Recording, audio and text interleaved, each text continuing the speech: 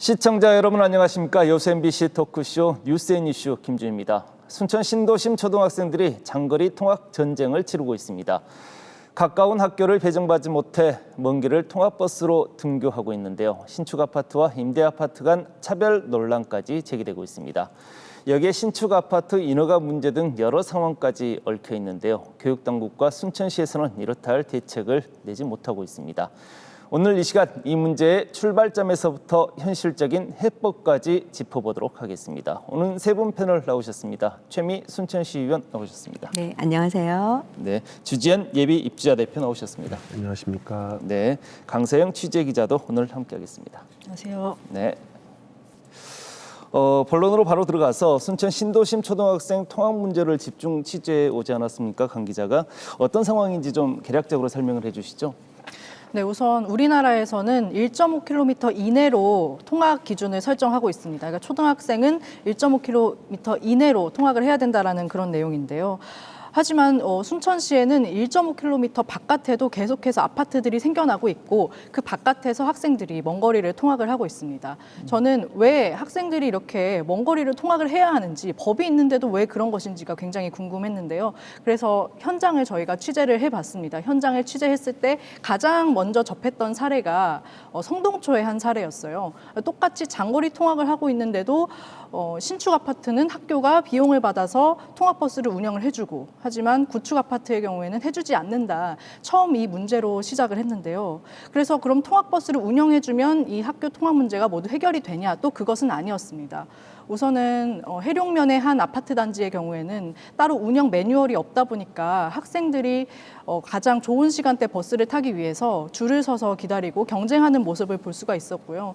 그리고 또 이 어떤 학교의 경우에는 이 버스를 통학버스로 어린이 통학 차량으로 인정을 해주지 않다 보니까 네. 아무래도 이 시내버스 정류장을 통해서 그냥 이제 승하차를 해야 되고, 그리고 어떤 학교의 경우에는 이제 학교에 통학버스가 회차할 공간도 별로 없는 그런 굉장히 좀 복잡한 모습을 보였습니다. 심지어 한 임대 아파트의 경우에는요, 이 통학버스까지 운영을 해주지 않고 있었는데 저희가 그 이유를 들어보니까 굉장히 황당했었고, 그러니까 근거 없이 교육청이 이 통학버스 운영에 있어서도 차별을 하고 있었습니다. 우선 저희가 확인해본 현장은 이랬습니다.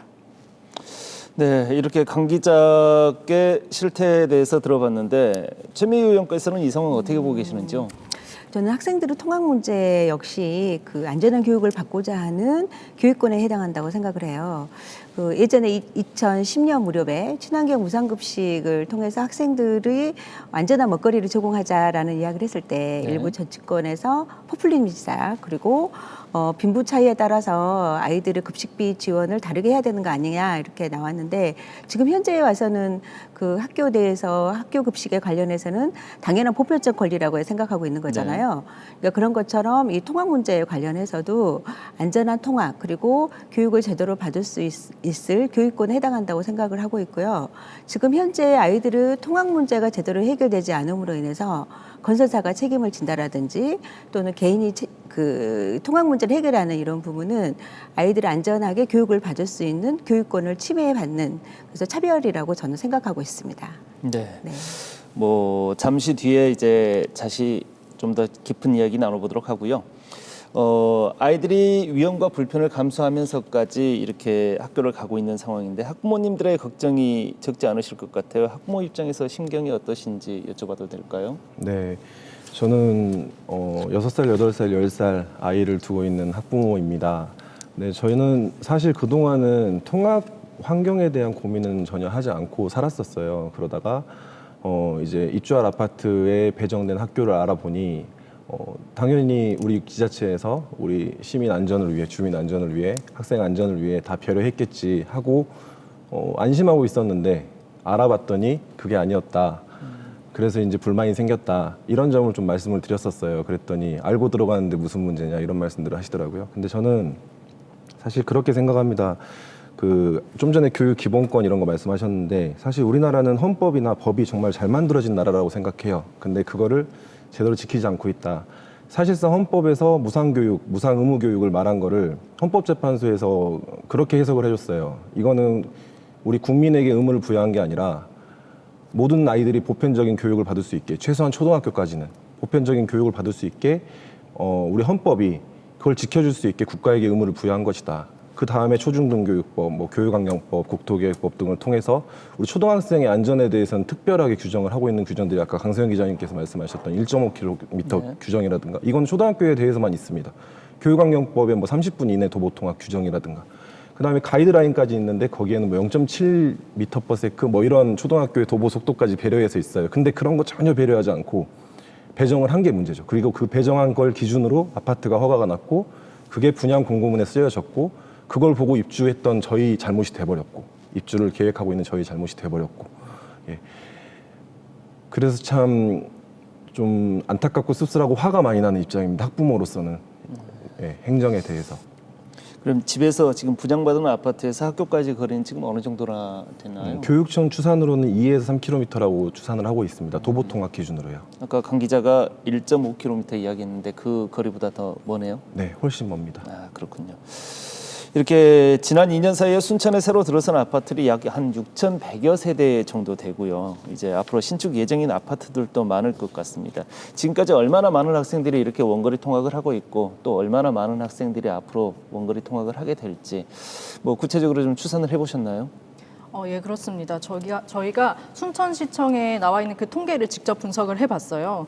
말씀하신 것처럼 2년 사이에 순천에 새로 들어선 아파트가 정확하게 6,132세대입니다. 그리고 이 중에 78%인 4,784세대의 초등학생들이 법정 통학거리 기준에 딱 걸치거나 아니면 그를 초과하는 원거리를 통학을 하고 있었습니다. 그러니까 사실 신축 아파트 대부분의 학생들이 원거리 통학을 하고 있는 거죠.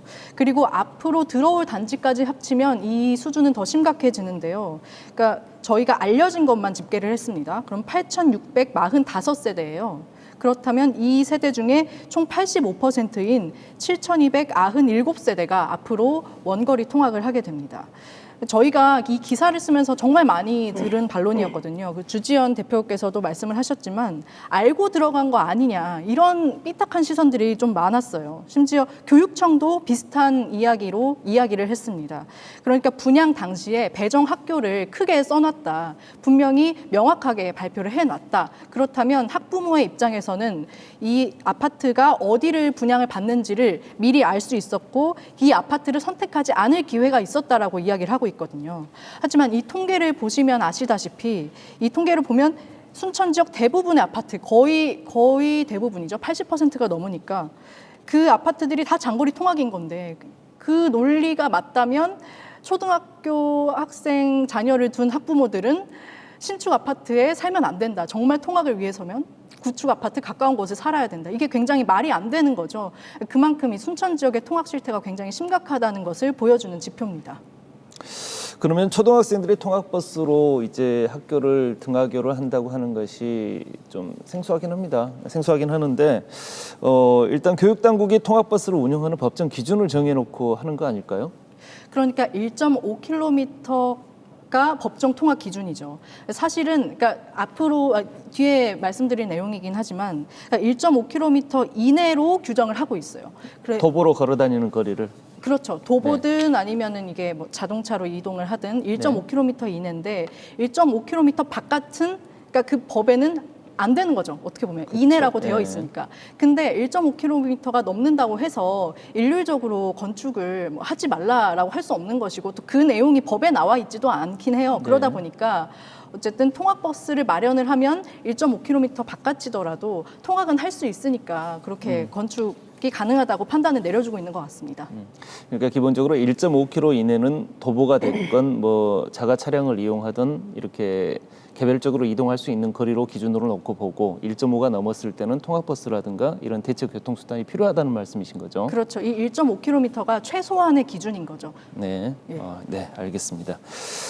그러면 통학버스 운영 그러면은 이렇게 통학버스를 운영을 하려면은 그 운영을 누가 하고 그 비용이나 예산은 누가 내고 또 어떻게 그것을 집행해야 되는지 그것도 좀 모호한데 좀 설명해 주시겠습니까? 그 이제 일반적으로 교육청이 하고 있는데요. 네. 이제 계속 이야기 나왔던 것처럼 1.5km 이내에 초등학교가 있어야 되고 이 그 아파트를 건설할 무렵에 학구 배정이라고 그래서 그 순천시에는 학구가 이렇게 일정 정도 이렇게 배치가 되어 있어요. 근데 지금 현재 그 거리가 멀리 있는 뭐 풍덕동 한신더유 아파트라든지 네. 또 가곡동 대강 로제비앙 아파트라든지 뭐 이런 아파트들 같은 경우는 1.5km 밖에 학교가 있기 때문에 이 학교 통학 문제를 교육청이 그 교육 당국이 해결해야 됨에도 불구하고 그렇지 못하고 있다. 그리고 특히 이제 뭐 가곡동에 있는 대강 로제비앙 아파트 같은 경우는 임대 아파트이기 때문에 네. 그런 혜택을 받지 못한 이런 차별 문제도 존재하고 있는 것 같고요. 그래서 저는 앞서 말씀드렸던 것처럼 아이들의 안전한 통학 문제는 교육권의 문제이기 때문에 교육 당국이 가장 일차적으로는 가까운 근거리에 학교가 배치될 수 있도록 그리고 그 외의 불가피한 상황일 경우에는 어떻게 통학 문제를 해결할 것인지에 관련해서 적극적으로 행정을 하고 또 예산을 들여서 통학버스 또는 통학비에 대한 예산을 배정해야 된다 그렇게 생각하고 있습니다. 그러니까 시청자들의 이해를 돕기 위해서 통학버스의 운영 결정은 교육청, 그러니까 교육당국에서 하는 것이고, 네. 그다음에 이 통학버스 운영에 대한 이런 비용, 그다음에 이런 예산, 그다음에 이제 어떻게 집행할지 이런 거에 대한 것들은 이제 다른 개별 주체들이 하는 건가요? 아니면 학교에서 하는 건가요? 아니면은 지금 현재는 뭐 아파트 개별 주체들이 하고 있으나 네. 이것을 교육 당국이 해야 된다라고 지금 생각을 그 하고 말씀이신 있습니다. 거죠? 네. 네. 네. 이제 학교와 이렇게 거리가 떨어져 있는 경우에서는 이제 아파트들 건설 시행사가 사실상 시행사가 통학버스를 운영해야 된다는 이런 건축 인허가 조항이 있는 것 같습니다. 이제 하지만 그런 현실을 고려하지 않고 통학버스만 이렇게 배치하다 보니까 이제 도로가 혼잡한 이런 부작용들이 많이 생기기도 하는데 최근에 통학버스 노선을 직접 모의 운전을 한번 해보셨다고요? 네, 저희가 생각했을 때 상식적으로 그 버스 8대로 7,800명이나 되는 우리 초등학생을 등교를 시키고 하교를 시킨다는 게 좀 무리수가 있어 보였습니다. 이제 그런 거를 저만 생각한 게 아니고요. 그 결정하던 당시에 도의회에서 뭐 도청에게 행정사무감사할 때나 교육청에 행정사무감사할 때도 지적했던 사항이었고요.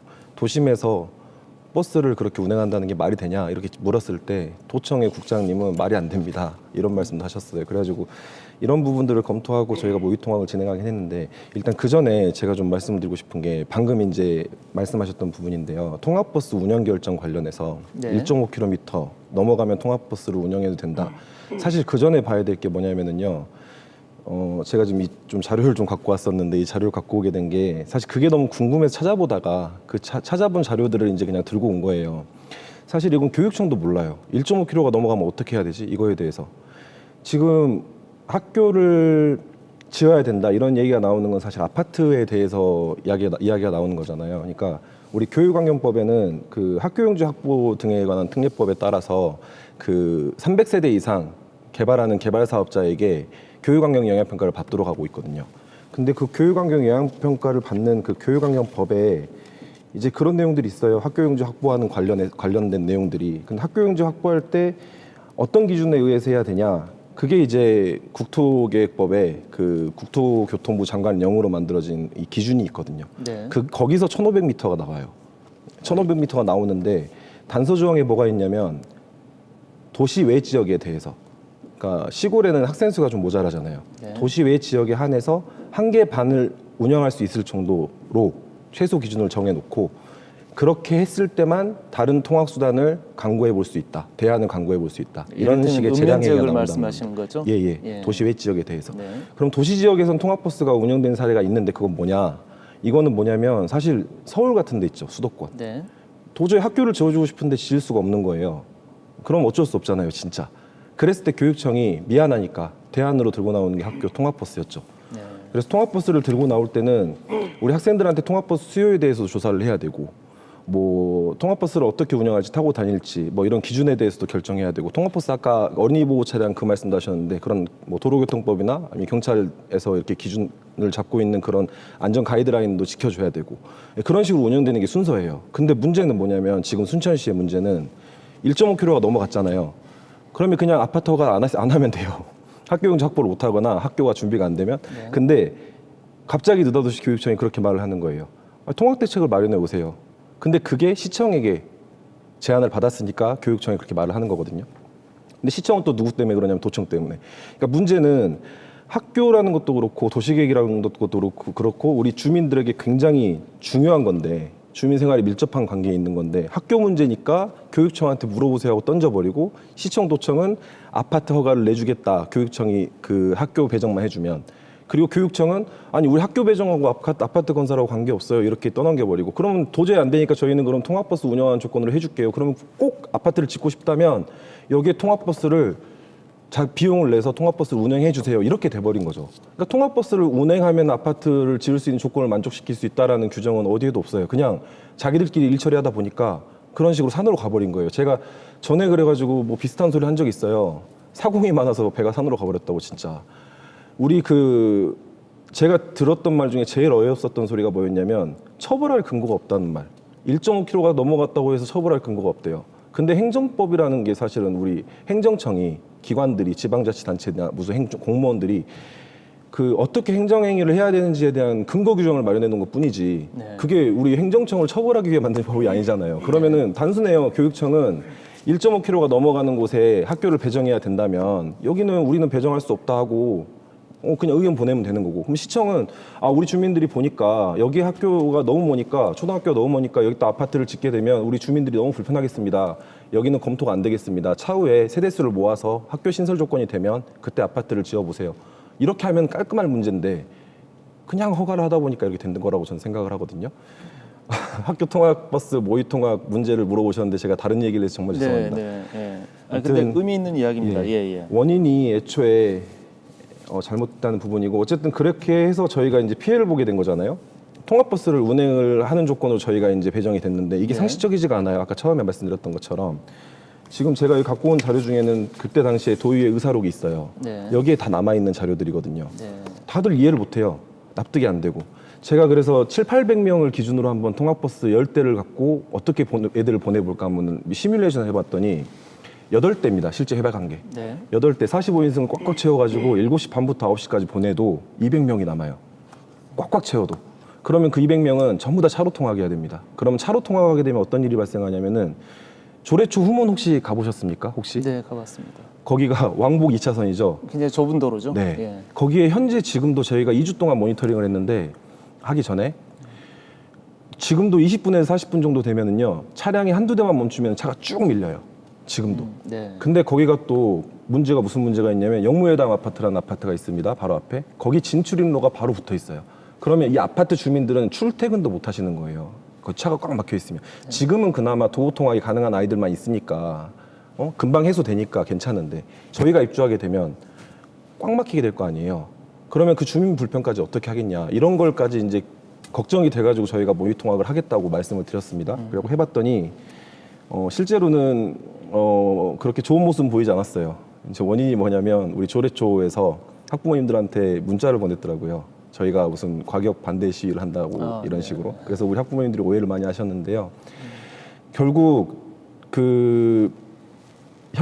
기존에 저희가 2주 동안 모니터링 하던 것보다 차량이 훨씬 적었고 그다음에 교통경찰이 한 1개 중대가 와가지고 교통을 전부 원활하게 해줬음에도 불구하고 한 10분간은 교통이 거의 마비되다시피 했습니다. 실제로 모의 점검 해봤더니. 후문으로 통학로를 이용하신 거죠? 후문에는 승용차로. 승용차 저희 입주민들 한 20분 정도. 그러니까 20대가 추가됐음에도 불구하고 거기가 꽉 막혀버렸고요. 정문 쪽에는 이제 순강로라는 도로가 있죠. 그렇죠. 거기가 대형 왕복 8차선인가요? 네, 왕복 8차선 정도 됩니다. 근데 거기가 전남도에서 두 번째로 통행량이 많은 도로예요. 그러니까 그 지역이 아니라 순강로 자체가. 이제 거기를 매일 아침마다 버스 8대가 가야 되는 거잖아요. 대형 버스가. 근데 정말 좀 웃긴 게 바로 그 정문 옆에 시내버스 정류장이 있습니다. 사실 시내버스 정류장 주변에 10m 그 간격에는 주정차를 못 하게 돼 있는 걸로 제가 알고 있어요. 그러면은 당연히 다 학교 안으로 들어가야겠죠. 근데 저희가 조례초에 사전에 이제 저희가 한번 아이들이 진짜로 다닐 수 있을지 차량을 빌려서 한번 넣어보고 싶습니다 했더니 위험해서 안 된대요. 위험해서 안 된다고 하더라고요. 네, 아무튼 열악한 상황에서 이제 학생들이 통학을 할 수밖에 없는 상황이 노출돼 있었다라고 이제 말씀을 하신 건데, 그럼 이제 신축 아파트 그다음에 구축 아파트에 이런 차이들도 있지 않습니까? 이 아파트마다 통학버스 운영 여부가 이렇게 다른 이유가 있을 것 같은데요. 예, 우선은 이제 시대가 변했죠. 점점 이제 시간이 지나면서 출생률이 줄어들고 있고 학령 인구도 감소가 되고 있지만 반대로 이제 도심은 계속해서 팽창해 나가고 있습니다. 네. 그러면서 통학 문제가 점점 이제 이슈화가 되고 좀 중요한 문제로 부각이 됐는데요.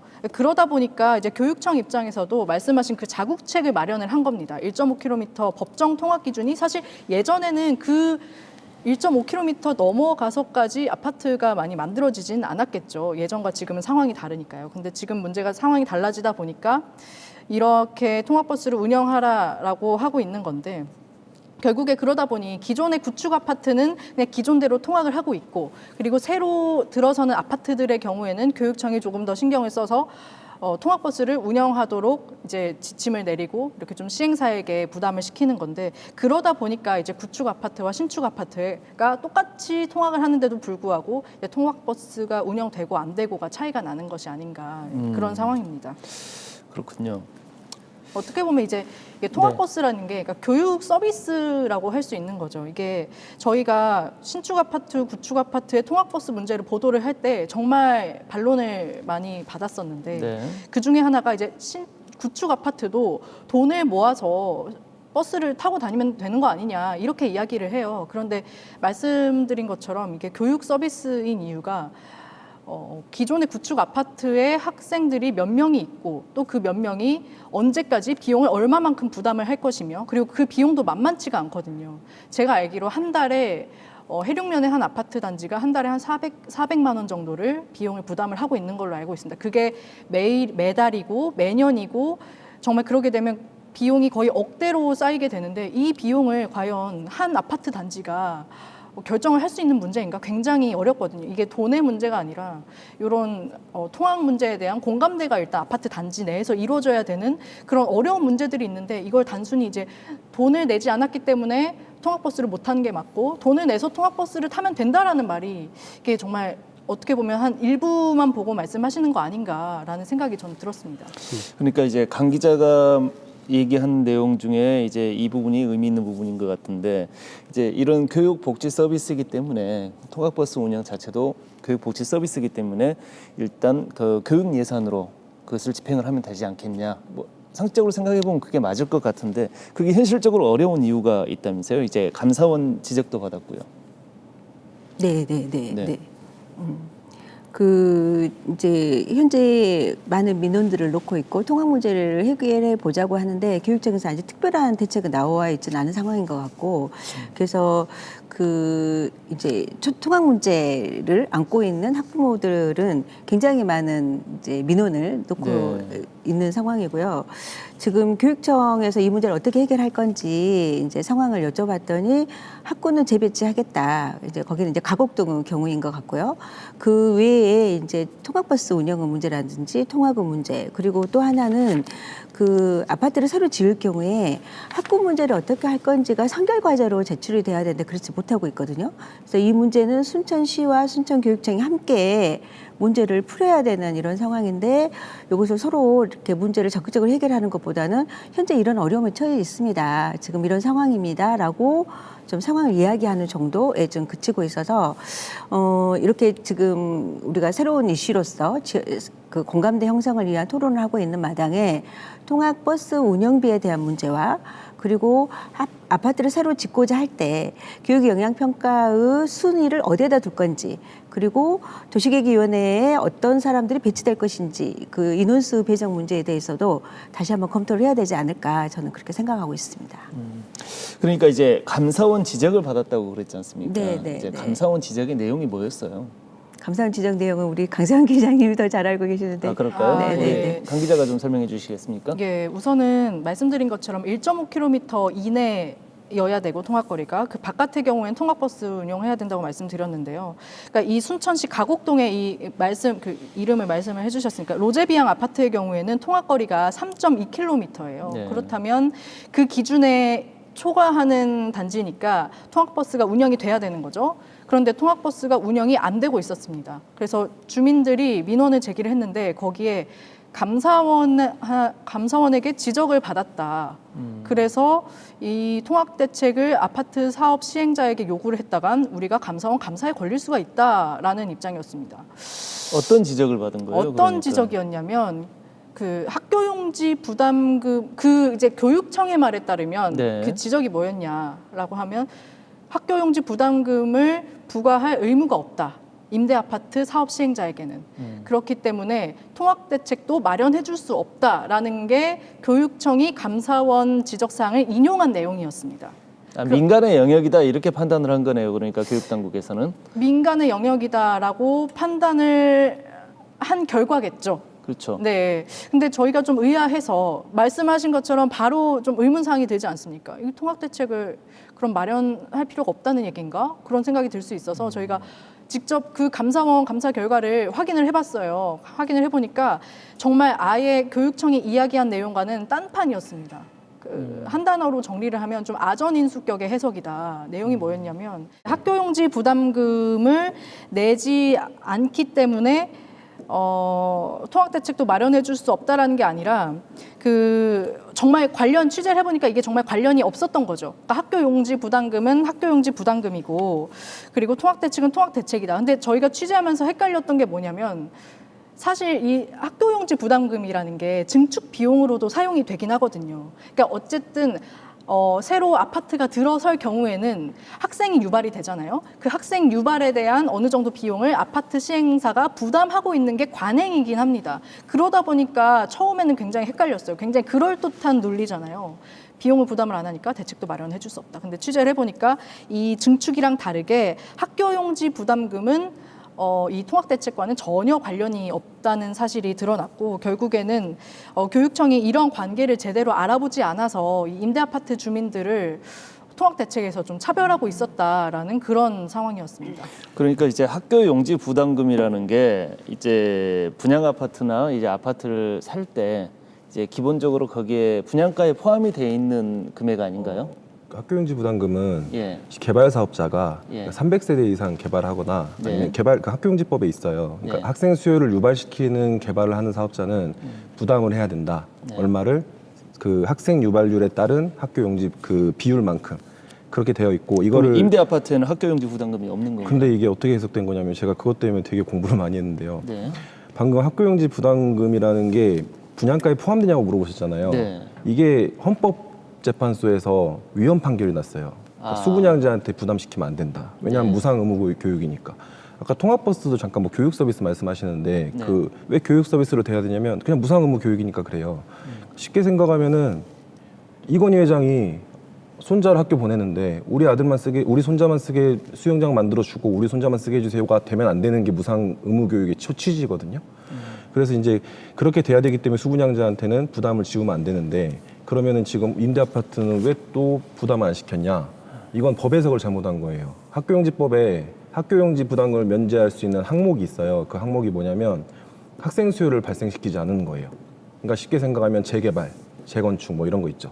그 다음에 임대주택의 분양시라고 써 있습니다. 임대주택의 공급시가 아니라 임대주택의 분양시라고 써 있는데 이거를 시청이랑 교육청이 해석을 임대주택 공급시로 해석을 하고 있더라고요. 실제로 제가 법제처에서 해석례를 찾아봤더니 임대주택 분양시라는 거는 실제로 그 임대주택을 분양할 때를 말하는 거예요. 그리고 수많은 판례를 좀 찾아봤어요. 찾아봤더니 분양은 우리가 알고 있는 그 분양의 의미로 수많은 판결문에서도 그렇게 해석을 하고 있더라고요. 이게 굉장히 많은 판례가 있습니다. 왜냐하면 반환받으려고 불법 좀 부당하게 우리가 개발 사업자 입장에서 부당하게 청구받은 거다 이러면서 반환해달라는 소송이 많았더라고요. 네. 근데 그래서 그 취지를 살펴봤더니 분양에 대한 해석이 있어요. 그래서 해석을 살펴보니까 그렇게 돼 있다. 그래서 제가 이거를 감사원에다가 이제 이렇게 해석하는 게 잘못 아니냐. 그리고 교육청에도 말하고 시청에도 말하고 했는데 우리 교육청 분들, 시청 분들, 뭐 감사원 분들, 행정기관들은 분양의 해석을 자기들이 자의적으로 할 수 없대요.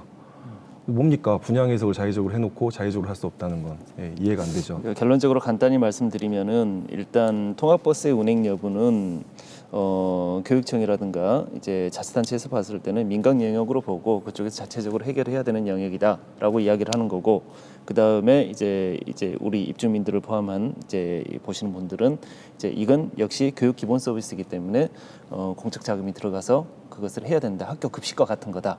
지금 그렇게 지금 얘기를 하시는 거예요. 그리고 지금 그 이야기의 그 밑바닥에는 이제 법 해석이 잘못된 것이다라고 지금 주장을 하시는 거고요. 그럼 맞습니까? 네, 그러니까 기본적으로 차별하면 안 된다가 기본이고요. 그 차별은 내가 돈을 더 낸다고 해서 더 좋은 서비스를 받겠다 이렇게 요구하는 것도 안 되고, 내가 돈이 없다고 해서 더 좋은 서비스를 못 받는다 이것도 안 된다는 뜻이고요. 그렇습니다. 어떻습니까? 최미 의원님, 거기 통학버스를 운행하는 데 있어서 교육청에서라도 예산을 투입을 해야 된다는 데 지금 찬성하시는 거죠? 당연히 그렇죠. 그 교육권이라고 저는 생각하고 있고요. 그 최근에 가까운 일 어떤 게 있냐면 순천 서면에 서면중학교가 있었어요. 근데 네. 그 서면중학교가 전작으로 바뀌면서 네. 서면이라는 그 구역 안에 중학교가 없어졌잖아요. 네.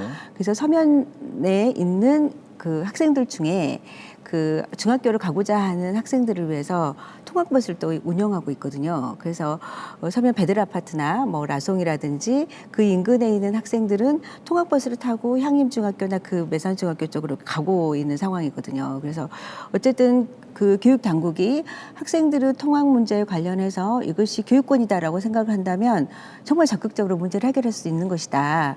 그래서 이것은 당국의 어떤 적극적인 입장의 문제이지 않는가라고 저는 보고 있습니다. 네. 네. 우리 강 기자께서도 한 말씀 더 붙여주시죠. 예. 저도 그 취재한 내용을 가지고 말씀을 드리면, 이제 교육청이 임대 아파트의 통학 대책을 마련해 줄 수 없다라는 그 근거를 학교용지 부담금을 내지 않았다, 그 이유를 들고 있는 상황인데요. 이제 그 논리대로라면 정말 교육청이 부담을 하고 있는 게 맞거든요. 아까 미처 말씀드리지 못한 그 감사원 지적사항 내용을 한 번 더 이야기를 해드리면, 그 감사원 지적사항 밑에 보면 그 자그맣게 단서 조항이 나와 있어요. 그러니까 임대 아파트 사업자도 학교 용지를 뭔가 이제 확보해야 할 의무는 있는데, 이 비용을 사업자가 면제를 받고 있기 때문에 그 비용은 교육청이 부담한다라고 나와 있습니다. 그러니까 교육청이 정말 학교 용지 부담금을 근거로 통학 대책을 마련하지 않을 거라면 그거는 정말 잘못된 거죠. 하지만 취재 결과 이 학교 용지 부담금과 통학 대책은 관련이 없는 사항이 밝혀졌고요. 아까 최미 의원님 말씀하신 대로 이 통학권 역시 이 학생들을 위한 권리이기 때문에 교육청이 부담을 해야 하는 게 맞고, 실제로 울산에서는 시의회와 뭐 교육청과 같이 이제 협의를 해서 조례를 하나 만들었어요. 그러니까 1.5km 바깥에서 통학을 하고 있는 학생들을 위해서 교육청이 공공으로 통학버스를 제공을 하는 거죠. 모든 학생들을 위해서. 국내 다른 자치단체에 그런 사례가 있다. 예. 좋습니다. 이제 이런 통학버스 운행 문제를 좀 넘어서서 보다 더 근본적인 부분에 대해서 좀 짚어보면 어떨까 싶어요. 이제 아파트 신축할 때 이제 어느 정도 규모 이상의 아파트가 들어올 때 거기에 학교를 같이 지어주면 되는 문제 아니겠습니까? 근데 그게 그렇죠. 또 법적으로 지금 문제가 좀 있다고요. 네. 지금 그 교육권이 달린 학교와 관련된 법령들이 있어요. 그래서 네. 헌법 31조에 보면 모든 국민의 능력에 따라 균등하게 교육을 받을 권리가 있다라고 되어 있어요. 그래서 교육의 자주성, 전문성, 정치적 중립성 이런 것들을 담보해야 한다라는 것이 헌법에 보장되어 있는 거죠. 그래서 우리가 교육을 통해서 직장도 구할 수 있는 거고 사람이 살아갈 수 있는 기본적인 여러 가지 능력을 교육을 통해서 채택할 수 있는 것이잖아요. 네. 그런 만큼 안전한 교육을 받을 수 있는, 그리고 그 통학을 할 수 있는 것도 헌법에 보장된 권리라고 볼 수 있을 것 같고요. 교육기본법에서도 마찬가지로 모든 이유를 떠나서 차별해서는 절대로 안 된다라는 것이 교육기본권에 담겨져 있습니다. 그래서 초중등교육법은 또 초등학교는 의무교육으로 되어 있잖아요. 그래서 네.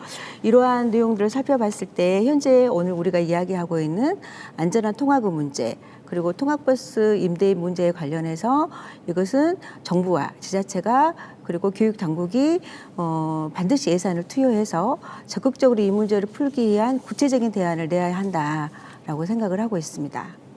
그런 구체적인 대안 한번 고민해 보신 적이 있으시죠? 네, 어떤 네. 부분들을 개인적으로 생각하십니까? 지금 현재 이제 새로운 아파트를 신축하고자 할 때 순천시 도시계획위원회라는 것을 통과를 해야 돼요. 네, 그렇습니다. 근데 거기에서는 이제 건설 규모 그리고 뭐 도로 상황 그리고 뭐 상하수도는 어떻게 할 건지 뭐 환경 문제는 어떻게 할 건지에 관한 영향 평가를 토대로 해서 사업을 승인하게 되고 그 이후에 학구 문제에 대해서 결정을 하게 되거든요. 이제 그것이 교육 영향 평가라고 하는데, 근데 문제는 아파트를 건설할 수 있습니다라고 결정하고 난 이후에 학교 문제를 고민을 하고 배치라고 하는 교육 영향 평가를 하다 보니까 이게 이제 순서가 바뀌어 버린 거죠. 그래서 교육을 중심에 놓고 아파트를 어떻게 지을 것인가 문제가 아니라 도로를 어떻게 돌 것인가, 뭐 상하수도 배치를 어떻게 할 것인가를 먼저 놓고 가다 보니까 제일 중요한 교육의 문제가 뒷전으로 밀리는 상황이 되어 있어요. 그래서 순천시 도시계획위원회도 19명이 구성되어 있는데 교육 관련해서는 딱 한 분밖에 배치가 되어 있지 않아요.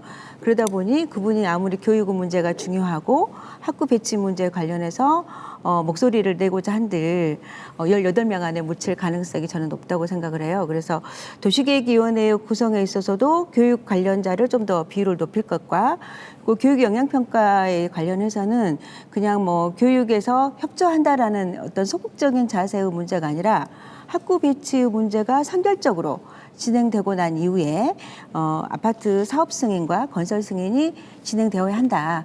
저는 그렇게 생각을 하고 있습니다. 그러니까 근본적으로 이제 학령 인구의 감소, 학령 인구가 줄어들기 때문에 기본적으로 학교들을 더 많이 세울 수가 없는 상황이 아니겠습니까? 네, 그게 네. 가장 기본적으로 큰 문제 아니에요?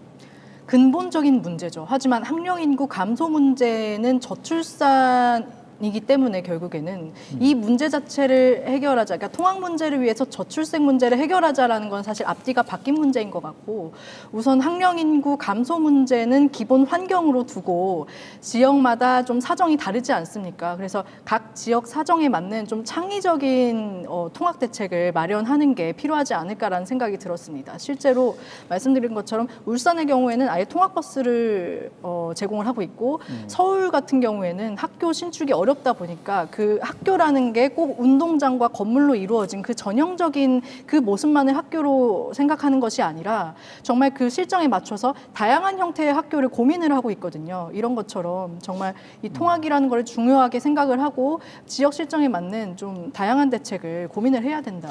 그러니까 좀 현실적인 대책들이 좀 필요하지 않을까 싶어요. 이제 어찌됐든 이제 사업 시행자들이 아파트 이제 지구개발 이제 사업 시행자들이 이제 아파트를 지을 때 공동주택을 지을 때 학교 부지는 따로 만들어 놓는단 말입니다. 근데 정작 그 학교에 허가를 안 해주는 거잖아요. 교육당국에서. 그러니까 왜 이유가 뭐냐라고 물어보면은 학령 인구가 감소했고 전체적으로 학생 수가 줄어들고 있기 때문에 학교 수를 늘리는 것은 불가하다. 지금 그 입장인 거잖아요. 큰 그렇죠, 입장에서는 그렇죠. 보면은요. 근본적으로 보면은 그렇다고 하면은 이제 신대지구에 지금 거주하고 계신다고 그랬죠.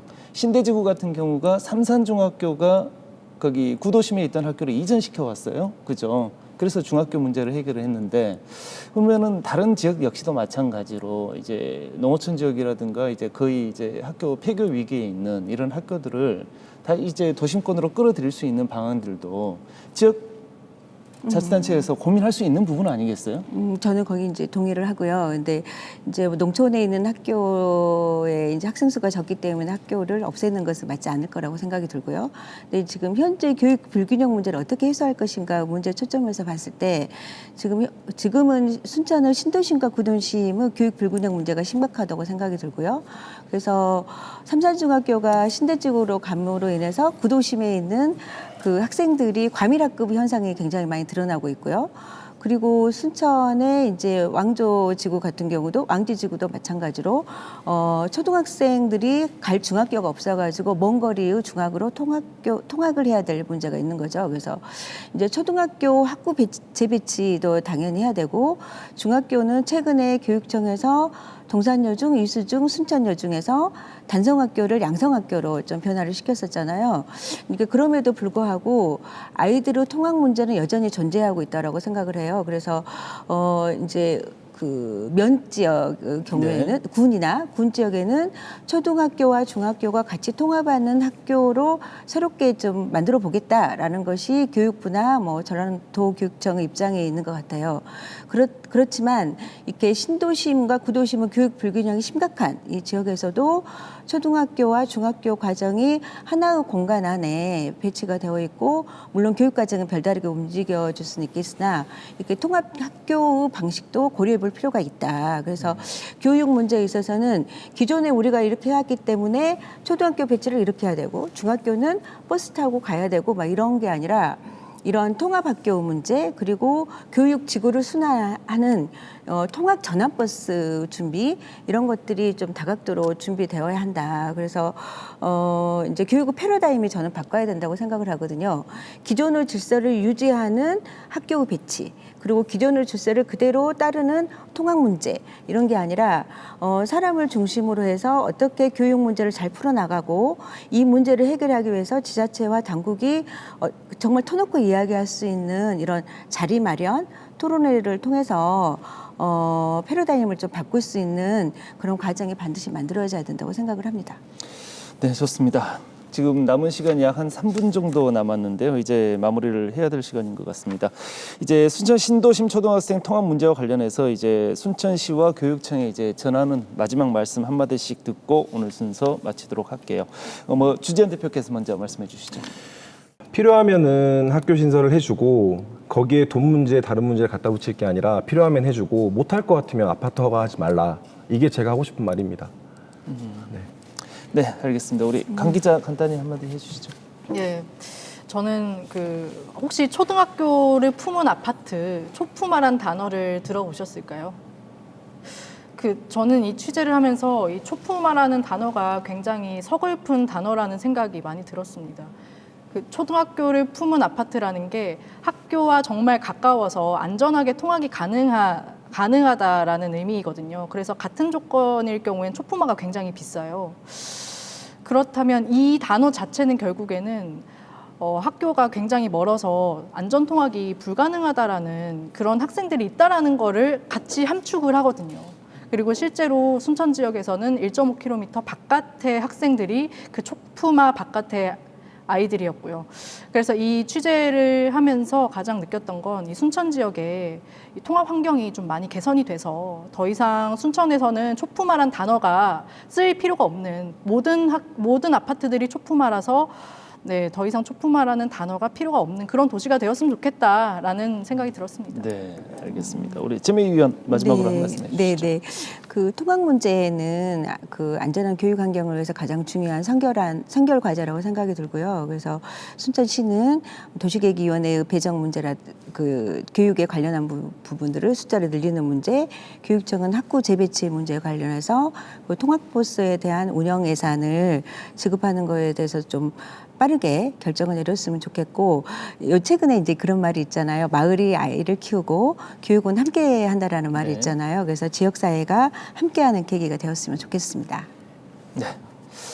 오늘 말씀 고맙습니다. 지금까지 최미 순천시 의원, 주지연 예비 입주자 대표 그리고 강세영 취재기자와 함께했습니다. 통합권은 아이들의 교육권이기도 합니다. 저희 뉴스앤이슈에서는 이 문제와 관련해 교육당국과 얘기 나눠보려 했습니다만 아직 정리된 부분이 없어 방송 출연이 어렵다는 입장만 전달받았습니다. 어린아이들이 더 이상 위험에 내몰리지 않도록 빠른 조치, 해결책 찾을 수 있기를 바랍니다. 이어서 MBC 토크쇼 뉴스앤이슈 오늘 순서 여기까지입니다. 시청해주신 여러분 고맙습니다.